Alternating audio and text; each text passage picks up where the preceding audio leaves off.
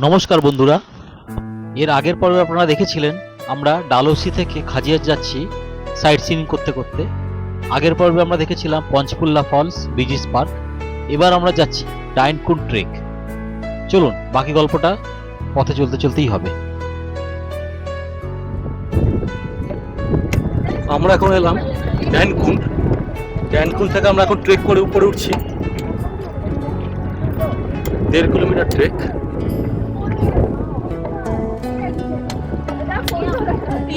সরু রাস্তা, সরু পথ, পাহাড়ের উপর দিয়ে, মানে সিঁড়ি ধাপ ধাপ করা আছে।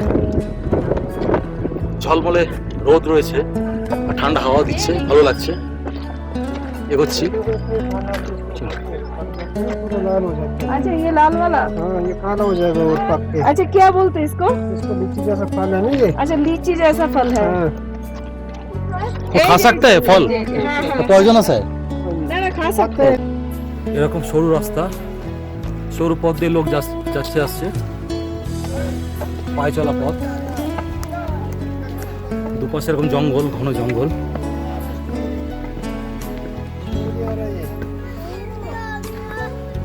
ये बड़ा होगा पक जाएगा ना।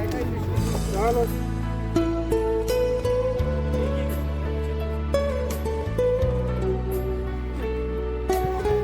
ইনি আমাদের গাইড, আমাদের সাথে চলেছে বলতে বলতে। এই যে সিঁড়ির ধাপ। बाजार जाते आगे। সরু পথ দিয়ে উঠছি আমরা। সরু রাস্তার উপর থেকে লোকজন নেমে আসছে।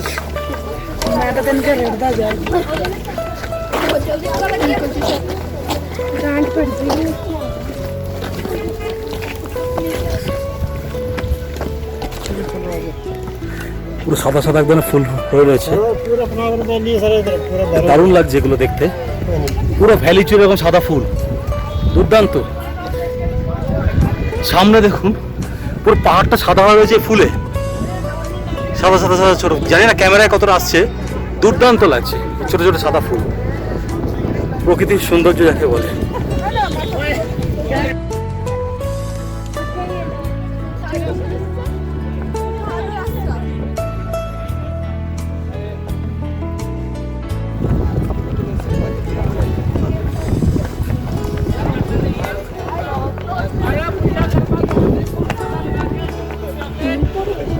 हम चल रहे हैं ऊपर, ऊपर যাচ্ছি আমরা।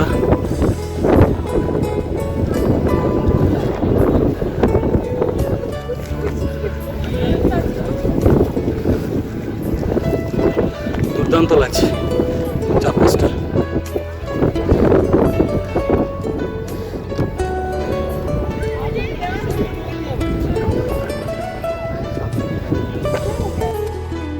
এই সুন্দর ফুলগুলো পথের ধারে ঘাসের মধ্যে কি সুন্দর ফুটে রয়েছে, দূর থেকে অসাধারণ লাগছে।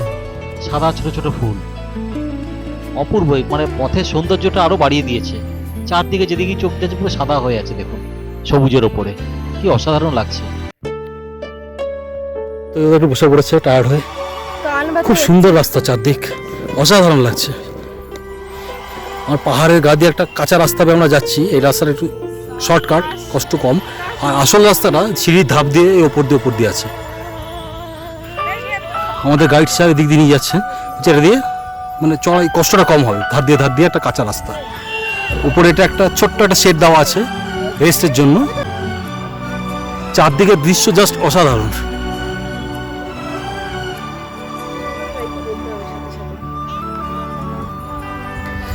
इसको थोड़े ये था? को आगे रखना ना, स्पॉट मिलता है ऐसे चलना। এখানে ऐसे- এয়ারফোর্স বেস ক্যাম্প আছে, ছবি তোলা বারণ। ये माँ पूछ रही थी। আমরা একটা চলতে চলতে রিচ লাইনে পৌঁছালাম পাহাড়ের। ফুলগুলো হাওয়াতে দুলছে, অসাধারণ লাগছে, দুর্দান্ত। আর তার সাথে ভ্যালির ভিউ তো আছেই।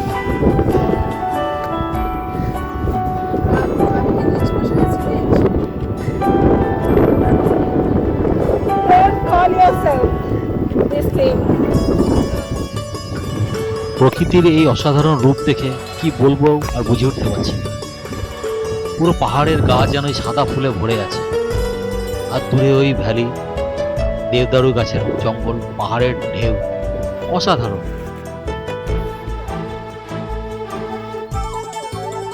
অপূর্ব সুন্দর এই ট্রেক রুটটি দিয়ে আমরা চলতে থাকলাম। যেমন সুন্দর প্রকৃতির রূপ, তেমনই মনোরম আবহাওয়া। এখানে না এলে খুবই মিস করতাম।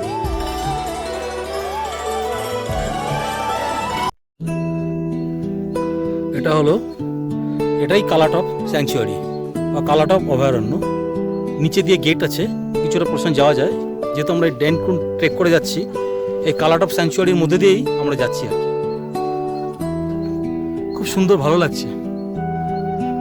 যেমন পরিবেশ তেমনই আজকে আবহাওয়া, দুর্দান্ত। जूम करके देखो।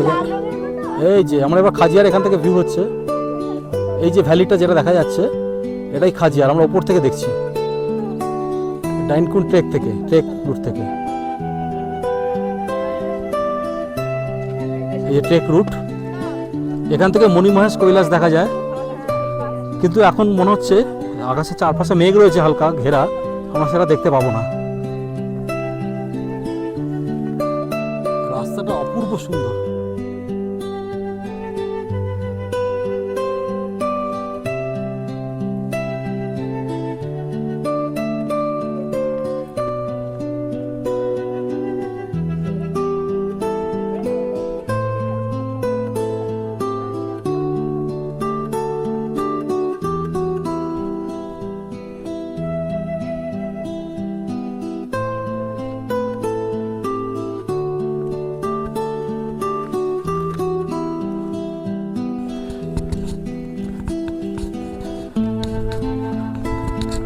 রাস্তা ঘুরে ঘুরে চলেছে, আর ভিউ কি বলবো, অসাধারণ ভিউ, নিজেরাই দেখুন।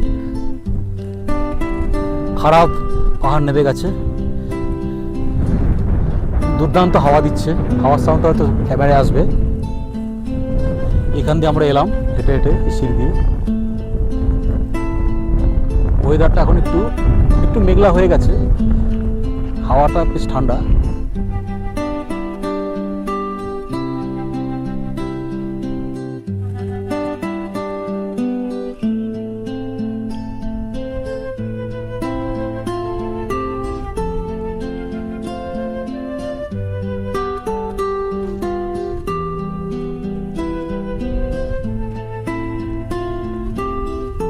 এসে গেছি মন্দিরের সামনে কাছে। এরকম সরু ন্যারো রাস্তা, দুর্দান্ত।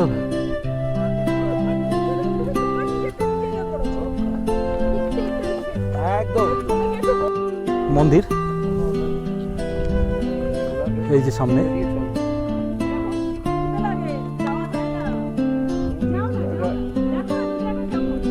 ধৃতরাষ্ট্র দুর্যোধন ছেড়ে চলে গেছিল সবাইকে। দুর্যোধন না, ধৃতরাষ্ট্র। এসে গেছি পলানী মাতা মন্দিরের, চারদিকে ভিউটা দেখাচ্ছি। এই যে মন্দির, ছোট্ট একটা মন্দির, জয় মা পাওয়ালনি লেখা আছে ভেতরে মন্দির। ভিড় রয়েছে।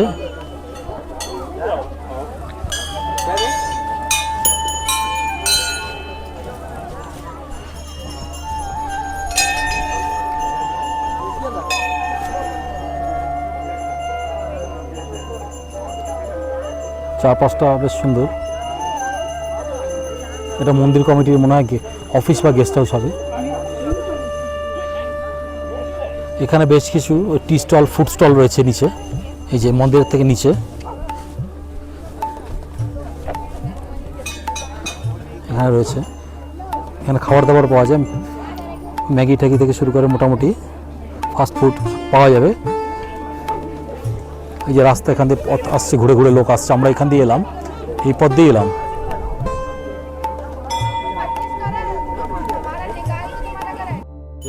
পলানী মাতার মূর্তি,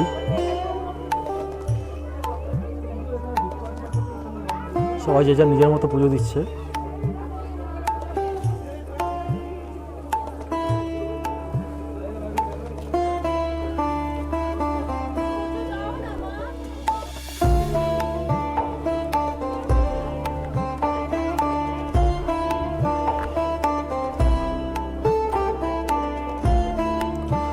এখানে কোনো পুরোহিত নেই, সবাই যে যার মতো পুজো করছে।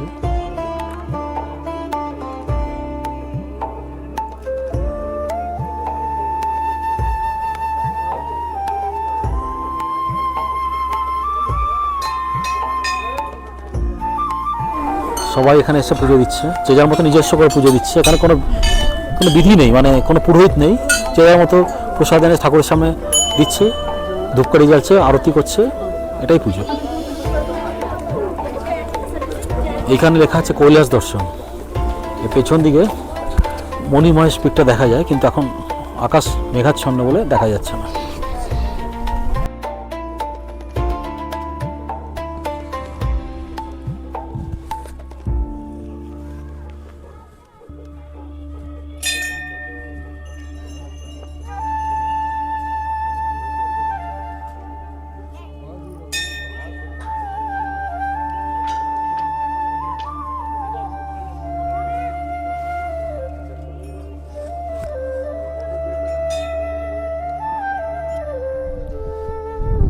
আমরা এবার ফিরে চললাম মন্দির থেকে, আবার ট্রেক করে আমাদের গাড়ির দিকে।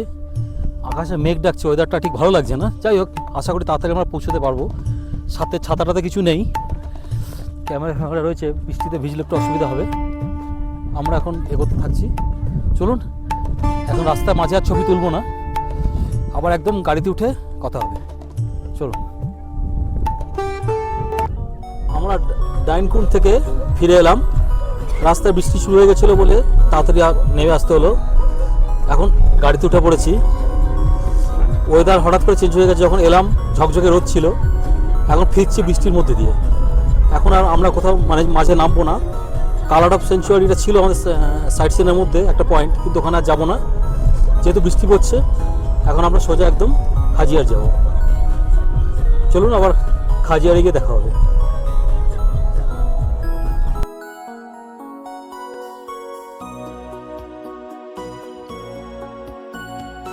বৃষ্টি ভালোই হলো, এখন একটু কমেছে।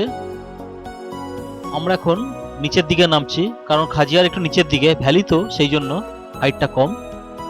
তবে পথের শোভা অসাধারণ।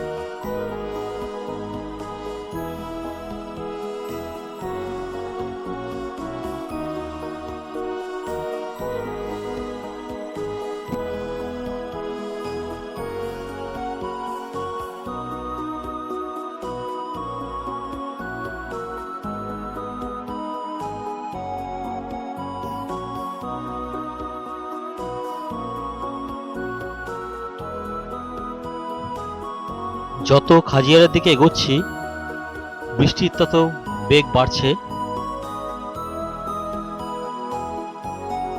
পরিবেশটা অসাধারণ, চারদিক দেওদার গাছে ঢাকা, সরু পথ, গাড়িও খুব কম এই পথে। এখান থেকে খাজিয়ার আর মাত্র 1.5 কিলোমিটার দূরে, কিন্তু জোরে বৃষ্টি পড়ছে এবং শিলাবৃষ্টি শুরু হয়ে গেল। পাহাড়ের আবহাওয়া এরকম, কখনো রোদ কখনো বৃষ্টি। যাই হোক, এক্ষুনি পৌঁছে যাব।